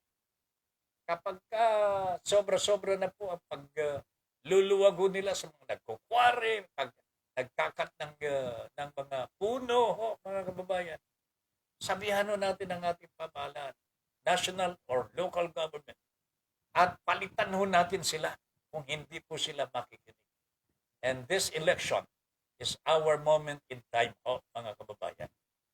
Ito po ang pagkakataon natin na palitan na po ang mga corrupt government officials na patuloy na sumisira sa ating kalikasan. Okay? Alright? Okay. Nandyan pa rin si Janet Bocobo Marco is watching. Hi, good evening po, Ma'am Janet. Marites Senova, Insad, good evening. I'm busy because I've set up all my units. I've reopened my 3 computer shops that haven't operated for almost 2 years. Grabe naman yan, Mel. Yan po ang madalas kong sinasabi na laging may kaakibat na pinsala ang pag-unlad. Hindi po pag-unlad ito, Padre. Kasi pwede naman natin gawin yung pagputol ng mga puno. May mga paraan yan na hindi natin masisira ang kalikasan. Pati na pagkukwari. May mga hangganan yan. Lumalabis po kasi ang ginagawa ng ibang binibigyan ng permit ng local government units. Some of them abuse their friendship with local government units or even the national government. And this is what is bad. Okay? Wala na tayong oras po. Sa kabuuan po ng ating Your Honor Please today, Wednesday, November 3. Salamat po sa lahat ng nakiisa dito sa ating programa. Bukas magbabalik po tayo Huwebes alas 8 hanggang alas 10 ng gabi. Maraming salamat po sa inyong pakikisa. Ben Paipon po, nagsasabing thank you very much for allowing us into your homes and for giving us the privilege to be of service. Good night, everybody. Inyong natunghayan ang makabuluhang pagtalakay sa mga isyong napapanahon. Hanggang sa muli, dito pa rin sa Broad Streamcast Communicators. Para sa malayang pamamahayag. Your Honor, please. Maraming salamat po.